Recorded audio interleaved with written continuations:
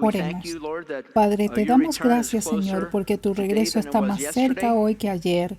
Y por los acontecimientos que nos aguardan, Señor, estoy más convencido que nunca que tu regreso es pronto. Y te pido, Padre, que si eso es cierto, si estás cerca, a la mano, oro para que nos recuerdes, Señor, y de nuestros amigos o familiares que no te conocen, porque eso marcaría el comienzo de los 7 años de tribulación. Y Padre, oro para que seamos usados por ti para preparar a las personas para lo que viene, Señor. Oramos por este momento, esta mañana, para que seamos sensibles a tu Espíritu Santo. Prometiste enseñarnos a través de tu palabra y ruego, Señor, que podamos escucharte hablar hoy. ¿Tú quieres eso? Yo quiero eso. Espero que todos aquí quieran eso. Y yo simplemente oro para que todos cooperemos con tu Espíritu Santo mientras traes tu mensaje esta mañana. Oramos por el ministerio de niños de al lado. Padre, bendice a esas jóvenes vidas mientras se preparan para ir a un mundo que, como estamos viendo tan claramente, será cada vez más hostil a la fe que llevan consigo. Todo esto lo oramos en el nombre de Jesús y todo el pueblo de Dios dice amén. Bien, estamos en el libro de Juan en esta mañana, Juan capítulo 11. Si necesitas una Biblia, levanta tu mano y te traerán una. Oye, ¿sabes qué ciudad en India es donde los jóvenes casi siempre dejan a sus madres? Mumbai. Mumbai. Adiós, mamá, en inglés, ¿no? Bueno, en la lección de hoy encontramos a dos hermanas despidiéndose de su hermano y creo que al menos una de ellas está enojada con Jesús por no hacer algo para ayudarlas. Y de la misma manera, a veces las personas se niegan a venir a Dios o regresar a Dios debido a la ira que tienen hacia Dios por algo que Dios podría haber evitado, pero no lo hizo. Así que profundicemos y veamos si esto podría aplicarse a alguno de nosotros hoy. Nuestra historia esta mañana trata sobre la resurrección de Lázaro de entre los muertos, una historia famosa. Y de hecho, este fue un evento decisivo en el sentido de que a partir de este momento los líderes religiosos elaboran fieras estrategias para deshacerse de Jesús, para matar a Jesús, y es lo que sigue. Las palabras que vamos a ver y leer son los momentos decisivos que ocurren después de que Lázaro fue sanado y que muestran cuán desesperados estaban los líderes religiosos. Juan 11:47. Entonces los principales sacerdotes y los fariseos convocaron al concilio supremo. ¿Qué vamos a hacer?, se preguntaron unos a otros. Sin duda ese hombre realiza muchas señales milagrosas. Si los dejamos seguir así, dentro de poco todos van a creer en él. Entonces el ejército romano vendrá y destruirá tanto nuestro templo como nuestra nación. Caifás, quien era el sumo sacerdote en aquel tiempo, dijo: no saben de qué están hablando. ¿No se dan cuenta de que es mejor para ustedes que muera un solo hombre por el pueblo y no que la nación entera sea destruida? Así que este será uno de los resultados de este milagro sorprendente y visible tan público.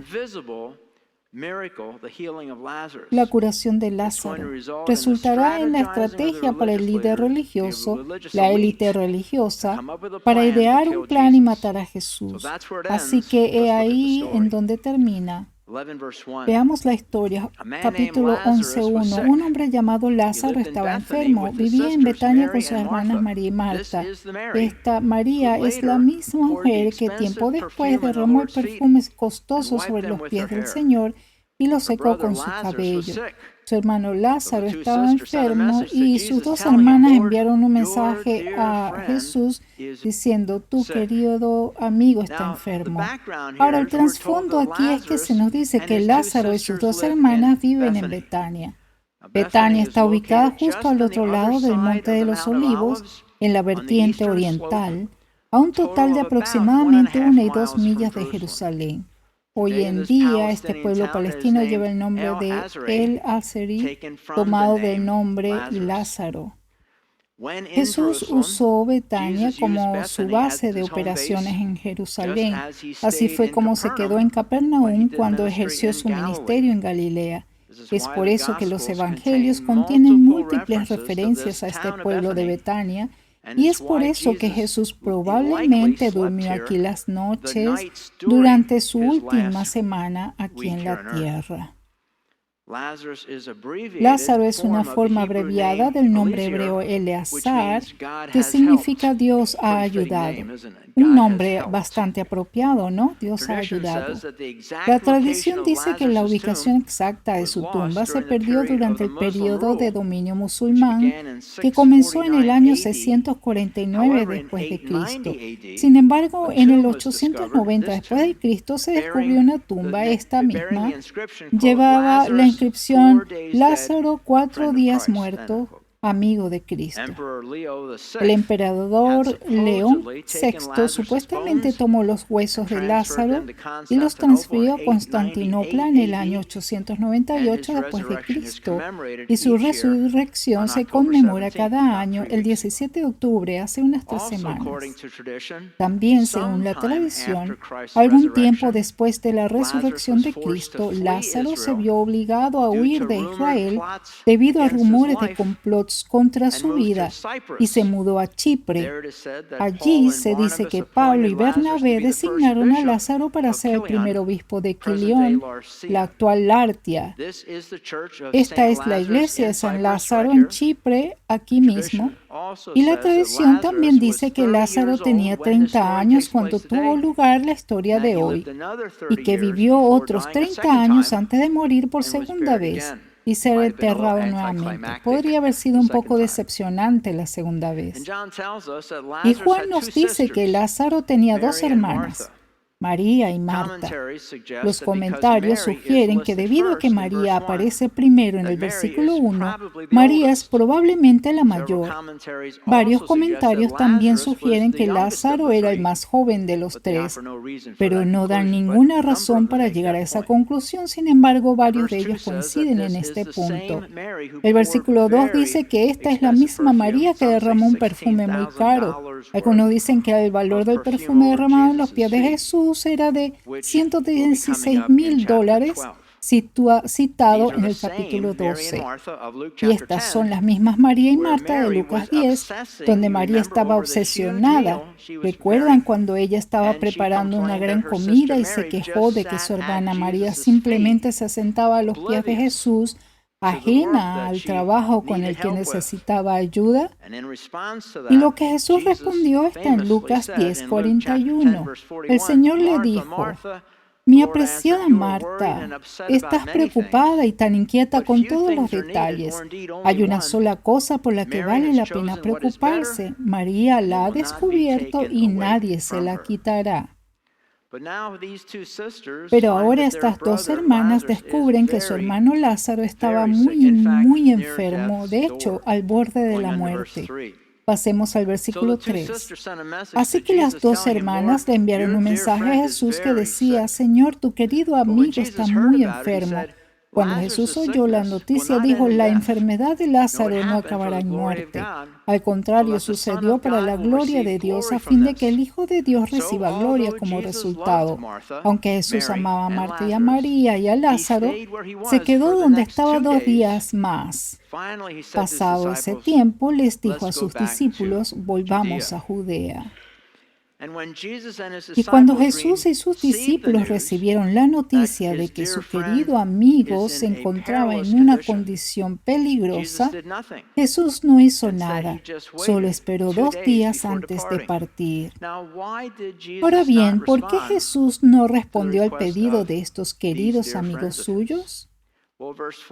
Bueno, el versículo 4 señala ese punto. Cuando dijo: sucedió para la gloria de Dios, a fin de que el Hijo de Dios reciba gloria como resultado. Noten que Jesús dice en este caso que la causa de la enfermedad de este hombre es para darle la gloria a Dios. Es lo mismo que vimos allá en Juan capítulo 9, ¿recuerdan? Donde dijo: mientras caminaba, Jesús vio a un hombre que era ciego de nacimiento. Rabí, ¿por qué nació ciego este hombre?, le preguntaron sus discípulos. ¿Fue por sus propios pecados o por los de sus padres? No fue por sus pecados ni tampoco por los de sus padres, contestó Jesús. Nació ciego para que todos vieran el poder de Dios en él.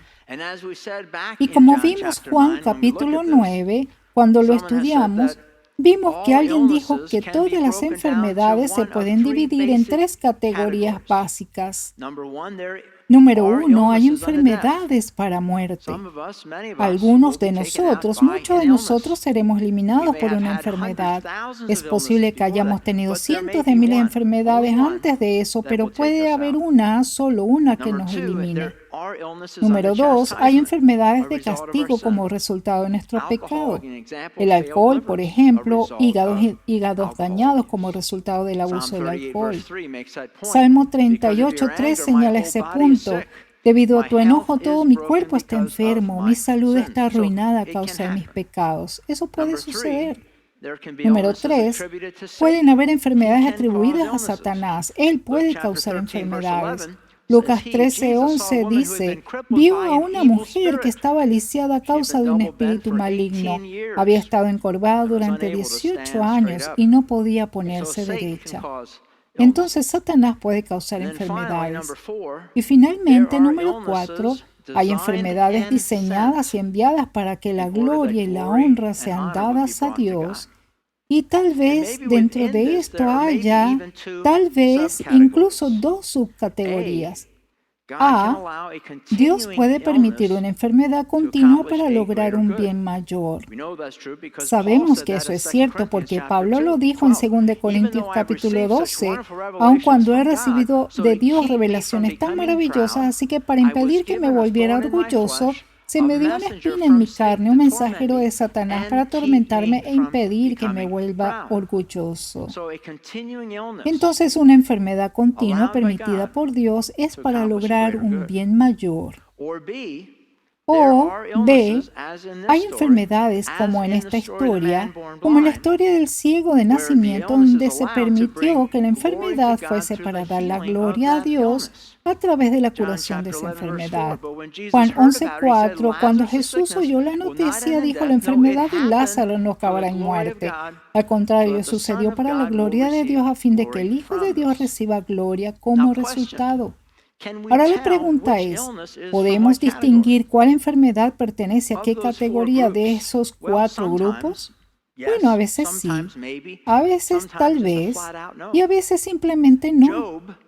Sabemos que cuando Job fue afectado, sabemos que era en última instancia para la gloria de Dios, pero él no lo sabía. La mujer atada por Satanás durante 18 años no supo que la enfermedad era enviada por Satanás. Pero en cambio Pablo sí sabía, él sí sabía que su aguijón en la carne era de Dios e incluso sabía por qué. Así que en la práctica, ¿qué es lo que hacemos con todo esto cuando nos enfermamos? Bueno, número 1, acudimos a Dios en oración, obviamente, ¿verdad? Ese es el primer paso. Número 2, vamos al médico. No somos como esas iglesias marginales que no van al médico porque dicen que Dios los va a sanar y por eso los niños mueren de apéndice reventado porque no fueron al médico. Número 3, consideramos acudir a los ancianos de la iglesia para ser ungidos para sanidad según Santiago 5. Número 4, consideramos que tal vez Satanás pueda tener algo que ver con esto y lidiar con eso a través de la guerra espiritual.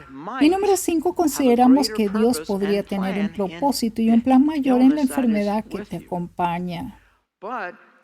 Pero en la práctica, y quizás lo más significativo para nosotros, es tratar siempre de recordar que si te mueres de una enfermedad, solo habrá una de él que lo hará.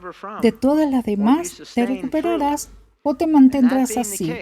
Y si ese es el caso, recuerda cada vez que te recuperes de una enfermedad, deberías conmover tu corazón, debería conmover mi corazón y detenerme para expresar gratitud a Dios por curarnos. En lugar de decir, muchachos, me siento mejor hoy, di, alabado sea Dios por sanarme, ¿ok? Sean rápidos para ir a Dios con corazones agradecidos. Filipenses 4:6 dice, no se preocupen por nada, en cambio oren por todo. Díganle a Dios lo que necesitan y denle gracias por todo lo que Él ha hecho. ¿De acuerdo? Por eso cuando vengas y me digas que estabas enfermo y que te sientes mejor hoy, te diré, oremos y agradezcamos a Dios. Eso es lo que se supone que debemos hacer. Ser rápidos para dar gracias, ser rápidos para darle gloria a Dios, porque te recuerda, si te recuperas de eso, el propósito era darle la gloria a Dios. Así que dale la gloria a Dios. Podemos intentar recordar eso cada vez que nos recuperamos. Y creo que eso es exactamente lo que Jesús está trabajando al retrasar su venida. Juan 11:7. Pasado ese tiempo, les dijo a sus discípulos, volvamos a Judea. Pero sus discípulos se opusieron, diciendo, Rabí, hace solo unos días la irías allí de nuevo.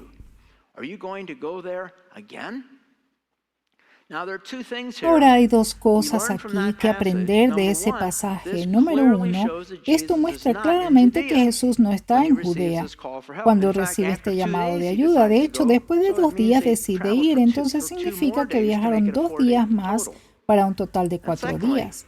Y en segundo lugar, que los discípulos son muy conscientes de que los líderes religiosos están tratando de matar a Jesús. Y como resultado de saberlo, significa entonces que Jesús está evitando viajar a Jerusalén por miedo. Escucha, si supieras que vas a ser crucificado y entendiendo como Jesús, que sabía que era lo que iba a sentir, ¿correrías hacia Jerusalén? Juan 11:9. Jesús contestó, cada día tiene 12 horas de luz. Durante el día la gente puede andar segura y puede ver porque tiene la luz de este mundo, pero de noche se corre el peligro de tropezar porque no hay luz. Es interesante que los judíos dividían cada día desde el amanecer hasta el atardecer en 12 partes iguales, de modo que variaba, según la época del año, cuántos minutos había en cada día.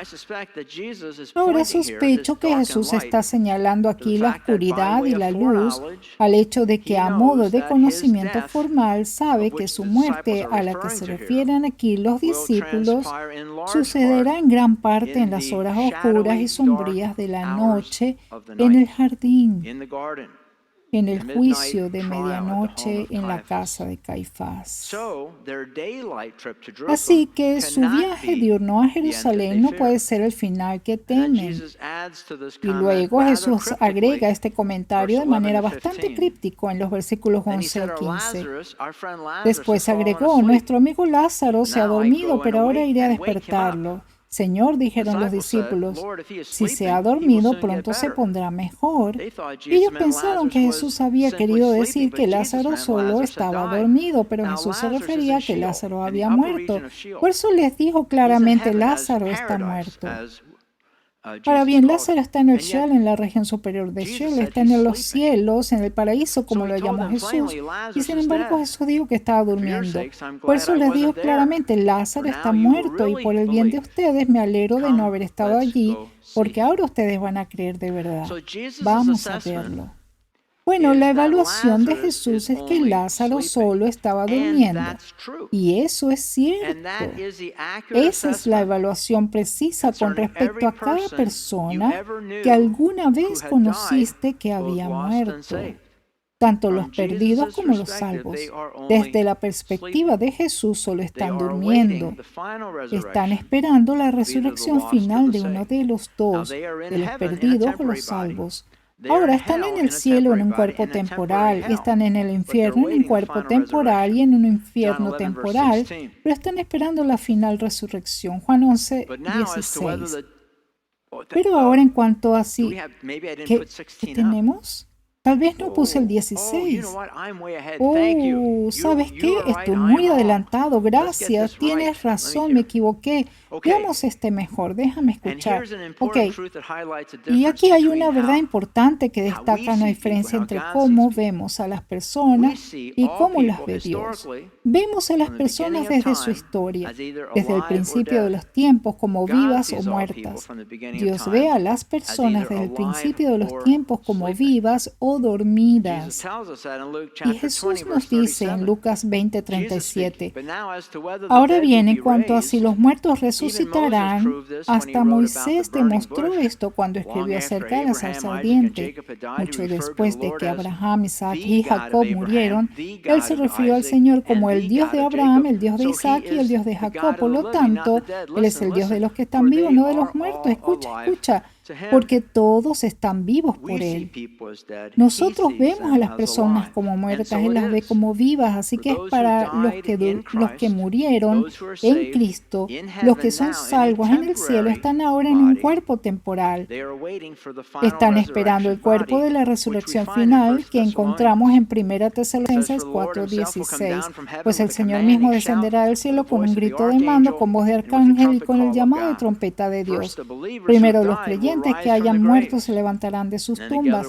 Luego, juntos con ellos, nosotros, los que aún sigamos vivos sobre la tierra, seremos arrebatados en las nubes para encontrarnos con el Señor en el aire. Entonces estaremos con el Señor para siempre. Así que anímense unos a otros con estas palabras. Así que cuando obtengamos nuestro cuerpo final resucitado en el monte del rapto, y los perdidos también se levantarán de su sueño, como descubrimos en Apocalipsis 20:13. El mar entregó sus muertos y la muerte, y la tumba también entregaron sus muertos, y todos fueron juzgados según lo que habían hecho. Entonces la muerte y la tumba fueron lanzadas al lago de fuego. Este lago de fuego es la segunda muerte, y todo el que no tenía su nombre registrado en el libro de la vida fue lanzado al lago de la muerte. De nuevo, cuando alguien muere sin Cristo, irá al infierno instantáneamente, pero en la resurrección de los muertos será transferido de ese infierno temporal al lago de fuego de forma permanente. Entonces, la evaluación de Jesús de que Lázaro solo estaba durmiendo es cierta, se alinea con otras cosas que Jesús dijo. Y esa es la evaluación precisa con respecto a cada persona que alguna vez conociste o que alguna vez murió, tanto perdida como salva. Ellos solo están durmiendo, esperando la resurrección final de los muertos. Ahora, un vistazo rápido. Echamos un vistazo al versículo 16 nuevamente. Tomás, al que apodaban el gemelo, les dijo a los otros discípulos: vamos nosotros también y moriremos con Jesús. Y aquí una nota rápida es que Jesús no responde a lo que dice Tomás cuando dice: vamos a morir con Él. ¿Por qué Jesús no responde? Porque sabe que van a huir de Él. También aquí Juan nos dice que el apodo de Tomás era el gemelo. Yo no lo sabía hasta que estudié esto, pero según la tradición de la iglesia sugiere que fue porque Tomás se parecía mucho a Jesús, lo que lo puso en especial riesgo cuando vinieran a capturar a Jesús. Se parecía más a Jesús que los demás. Sobre la actitud de Tomás, el comentarista Dobbs dice: Tomás era el más pesimista entre los discípulos. Era el sombrío, ya que demostró tener la visión correcta del resultado de este regreso a Judea. Pero su afectuosa lealtad le prohibía la idea de permitir que Jesús fuera solo, tenía motivos puros. Luego, el versículo 17. Cuando Jesús llegó a Betania, le dijeron que Lázaro ya llevaba 4 días en la tumba. Betania quedaba solo a unos pocos kilómetros de Jerusalén y mucha gente se había acercado para consolar a Marta y a María por la pérdida de su hermano. Cuando Marta se enteró de que Jesús estaba por llegar, salió a su encuentro, pero María se quedó en la casa. Ahora bien, ¿hay alguna razón por la que Jesús esperó 4 días? ¿Por qué no 3? ¿Por qué no 2? ¿Está muerto? ¿Está muerto? Bueno, hay una razón. Había una creencia judía bien conocida, atestiguada por los relatos que encontramos desde el año 200 después de Cristo. Los judíos creían que el alma de una persona muerta permanecía en las cercanías del cuerpo de la persona muerta con la esperanza de volver a entrar al cuerpo hasta 3 días. Y por eso Jesús quería que sus lectores judíos que estaban inmersos en esta tradición supieran que Lázaro estaba más allá de la posibilidad de ser resucitado. También sabemos que el duelo formal por los muertos duraba 7 días, comenzando inmediatamente el día del entierro, el cual se realizaba el mismo día de la muerte. No embalsamaban sus cuerpos, por lo que el de entierro casi siempre se realizaba el mismo día. Y el versículo 38 dice que Lázaro fue enterrado en una tumba típica de piedra rodante excavada en la roca, que aún hoy permanece esparcida arriba y abajo por las laderas del valle Kidron y más allá. Dentro de la cueva había una habitación tal vez de 10 a 15 pies cuadrados. Los bancos funerarios fueron tallados en piedra a lo largo de la pared interior. El cuerpo se preparaba aquí y se colocaba horizontalmente y se excavaban túneles para el entierro. La palabra hebrea es kokim, de aproximadamente 6 pies de profundidad, y se dejan allí para que se descompongan. Después de aproximadamente un año, el cuerpo era retirado del kokim y los huesos se colocaban en una caja funeraria de piedra caliza. En el osario, la tumba se cerraba y se volvía a abrir para más entierros con una piedra en forma de rueda que rodaba a lo largo de la entrada sobre un canal de piedra. Y tengan en cuenta que muchas personas habían llegado a este momento de duelo. Esta era la razón en gran parte, el motivo por el cual esta curación en particular fue tan dañina para los líderes religiosos. Vendetta contra Jesús. Uno, porque Lázaro era tan popular, y dos, porque la curación de un hombre muerto, y no solo un muerto, sino un hombre que llevaba 4 días y 3 muertos. Había una gran multitud presente debido a los 7 días de luto. Recuerda que resucitó al 4.º día de los 7 días de luto. Y nuestro relato dice que Jesús todavía estaba a cierta distancia de Betania. La hermana de Lázaro, Marta, camina hacia él. Juan 11:30, Jesús todavía estaba fuera de la aldea, en el lugar donde se había encontrado con Marta. Paul dice, a Marta se le encomendó la gestión de los asuntos de la familia, por lo que es probable que cuando supo de la llegada de Jesús se encargó de darle la bienvenida. Juan 11:20, nueva versión King James. Entonces Marta, en cuanto oyó que Jesús venía, fue a recibirlo, pero María se quedó sentada en la casa. But Mary sat still in the house. It says that En Juan dice que María, en la versión King James, dice que María se quedó quieta en la casa. Decía que la postura común de dolor en una reunión funeraria judía era sentarse. Un comentario decía que a menudo este dolor era tan excesivo que dejaba a la persona asombrada y la dejaba inmóvil. Esto tiene como objetivo transmitirnos la diferente naturaleza de María y Marta una vez más. Marta deja la mañana para prácticamente ir y hacerse cargo de traer a Jesús, mientras que María simplemente se sienta con los demás en silencio, llorando. Y me parece como si Marta culpara a Jesús por todo esto. Escucha atentamente el versículo 21. Marta le dijo a Jesús, Señor, si tan solo hubieras estado aquí, mi hermano no habría muerto. ¿Sabes? La forma en que leí eso, lo primero que salió de su boca indica que ella está herida. Jesús no puede creer. No lo puedo creer. Mira, sabemos que Jesús lo resucitó entre los muertos. Ella lo sabía. Solo sabía que su hermano estaba muerto y que él podría haber estado allí y no estuvo. Está herida. Jesús, no puedo creer que nos abandonaras así.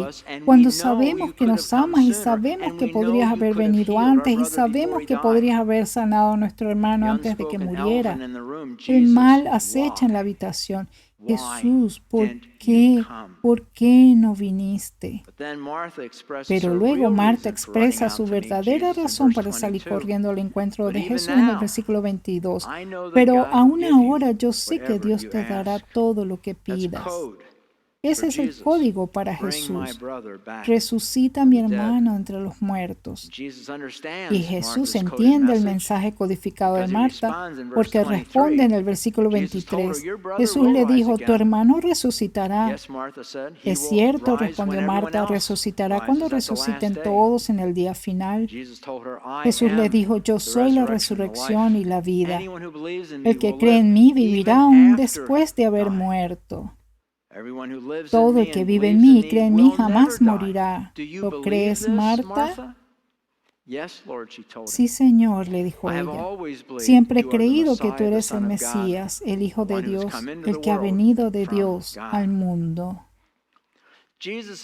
La pregunta de Jesús a Marta tiene muy poco que ver con su fe en la capacidad de Jesús para traer a su hermano de nuevo a la vida. En cambio, Jesús va mucho más profundo. Jesús le pregunta a Marta si su fe puede abrazar la creencia en el señorío de Jesús. Su control sobre la muerte misma, no solo sobre la de su hermano, sino sobre la muerte en sí. Y Jesús hace una declaración en el versículo 25, yo soy la resurrección y la vida. Debería hacer sonar las campanas en todos lados. Jesús declara en el versículo 25, yo soy la resurrección y la vida. Desde mi perspectiva, de todas las declaraciones, yo soy de Jesús es la más significativa que se encuentra en los evangelios. Yo soy la resurrección y la vida.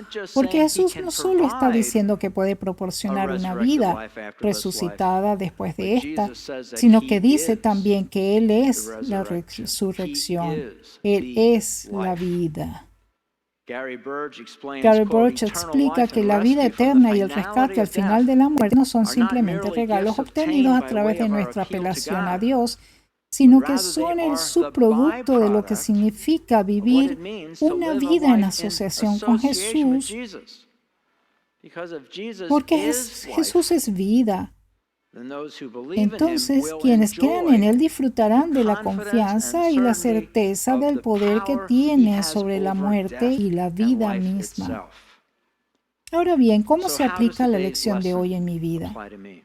Número 1. Trata de tener siempre presente cuán monumental fue esta resurrección de Lázaro cuando lea esto en el futuro. Recuerda que este es un evento decisivo. Juan 11:45. Al ver lo que sucedió, muchos de entre la gente que estaban con María creyeron en Jesús. Y luego traduce 2 versos después, 11:47.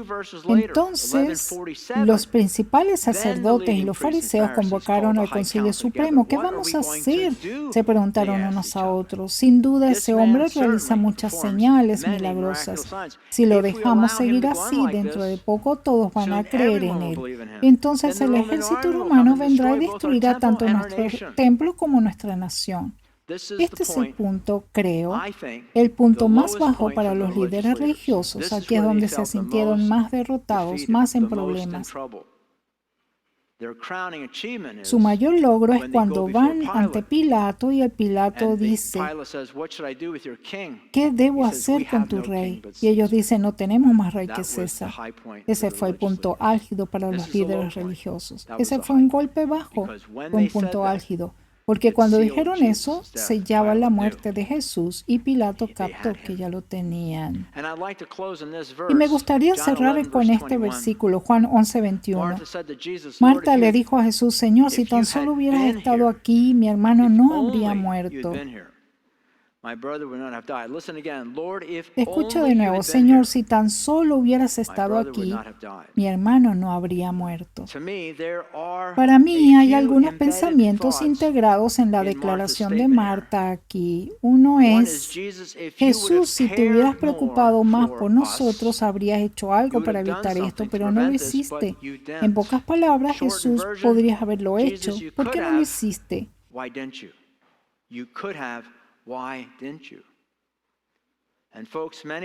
Y amigos, muchos de ustedes saben esto, pero esta es una de las estrategias probadas y verdaderas más efectivas de Satanás para evitar que la gente se acerque a Dios. Su enojo por alguna pérdida, injusticia o dolor pasado. Dios, pudiste haber evitado que mi hijo muriera, pero no lo hiciste.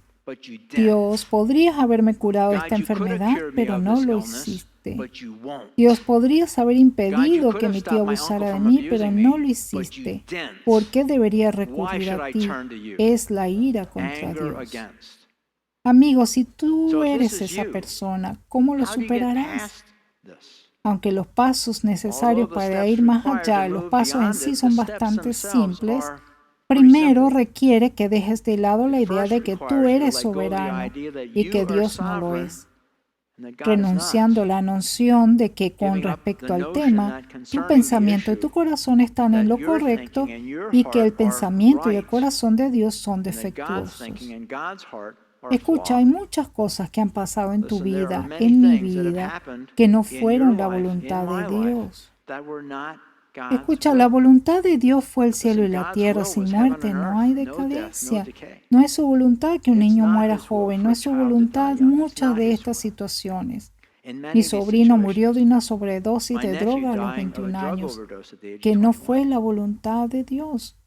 Fue resultado del libre albedrío de mi sobrino, no fue la voluntad de Dios. Y sin embargo, incluso en ese y en todas esas situaciones, cualquiera que puedas imaginar, de verdad, la promesa de Romanos 8:28, y sabemos que Dios hace que todas las cosas cooperen para el bien de quienes lo aman y son llamados con el propósito que Él tiene para ellos. En el funeral de mi sobrino, cientos, y quiero decir cientos de jóvenes fueron a ese funeral. Yo di un mensaje del Evangelio y muchos de ellos fueron salvos. ¿Fue la voluntad de Dios? No. ¿Dios sacó algo bueno de ellos? Sí lo hizo. Él puede. Ese es su corazón. Muchas veces hemos dicho cosas cuando todo va mal en nuestras vidas. Tantas veces podemos simplemente enojarnos con Dios y simplemente mirar hacia abajo mientras caminamos por la vida. ¿Cómo puedo permitir esto sucediera? ¿Cómo puedo hacer esto? Y mientras miramos hacia abajo, mientras caminamos por la vida, nos perdemos el hecho de que en los estantes que nos rodean hay bendiciones que no vemos debido a nuestra actitud. Nuestro rostro hacia abajo, nuestra cabeza hacia abajo. Dice, no vi nada bueno salir de lo que pasó. Bueno, ¿hacia dónde mirabas? ¿Estaba con la cabeza agacha? ¿Estaba tu cabeza en alto? Escucha, si esto se aplica a ti, ¿podemos resolverlo hoy? Me encanta esta foto.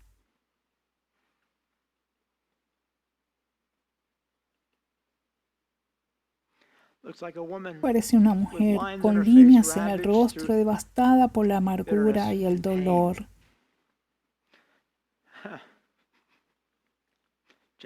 Simplemente dejando que Jesús lo lave. Este es el proceso. Número 1. Deja de ser el juez de Dios y reconoce que Él es soberano.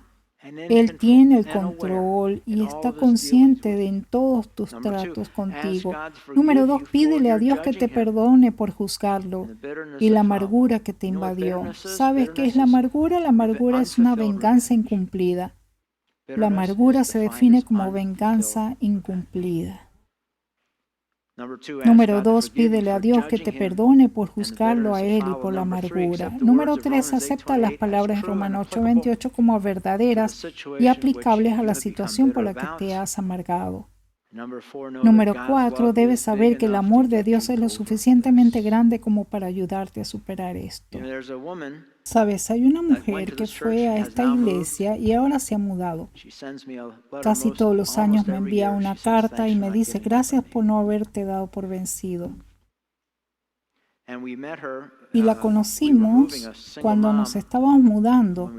Era una madre soltera cuando comenzó en esta iglesia.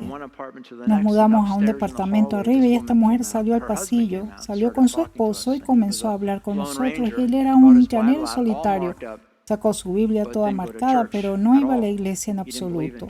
No creía en la iglesia, pero conocía la Biblia y hablaba del libro de Job. Cuando la gente habla del libro de Job, sabes que no han estado en la iglesia.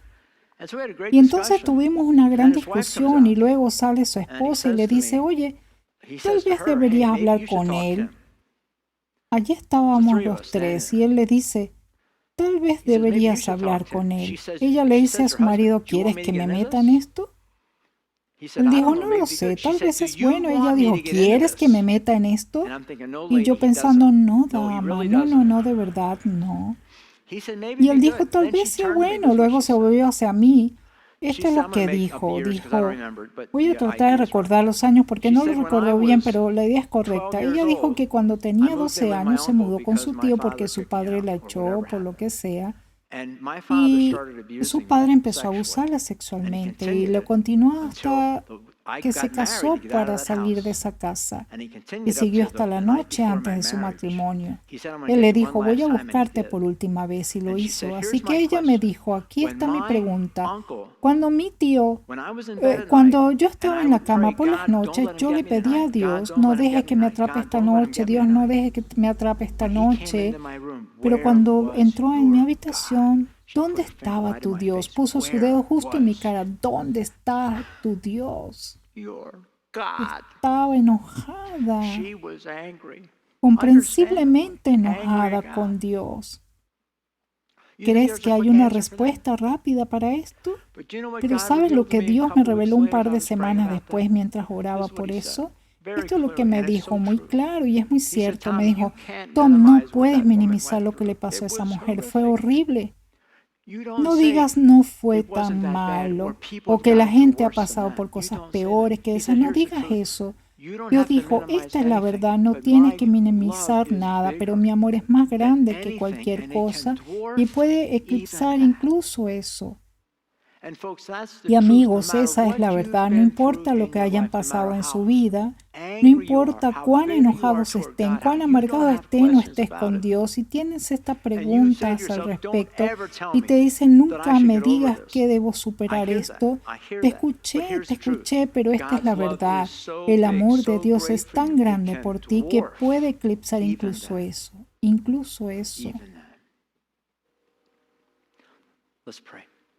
Oremos. Padre, no dudo ni un minuto que haya gente aquí que esté enojada contigo por algo sucedido en el pasado, algunas injusticias, algunas equivocaciones, algunas heridas, y comprensiblemente no lo voy a hacer, nunca intentaré minimizar eso. Pero la verdad es, Dios, que tu amor es más grande que eso. Y amigos, si ese eres tú hasta cierto punto, solo te animo a que leves esta oración después de mí en silencio. Sobre ese, Padre, te pido que me perdones por haberte juzgado, oh Dios, por lo que pasó en mi vida. Y renuncio a mi derecho de ser tu juez, de ser el soberano en este evento. Y te permito ser Dios. Y elijo confiar en tu amor. Y oro, Señor, simplemente para que me llenes de amor, de tu amor por mí. Y desde ese amor, entonces, poder perdonar a aquellos que me han hecho daño, lo cual también es parte de ese proceso. Y elijo este día para poner toda mi fe y confianza en ti, Padre, y reconocer que yo estaba equivocado en mi visión de tu participación en ese proceso. Si estás escuchando hoy y nunca has recibido a Cristo como tu Salvador, escucha, este es un punto de partida. Si quieres hacer eso, simplemente haz esta oración. Señor Jesús, te pido que me perdones por mis muchos pecados y recibo a Jesucristo como mi Salvador y Señor personal. Gracias, Jesús, por morir por mí. Gracias por amarme. Ahora, Padre, ayúdame a vivir una vida que te honre.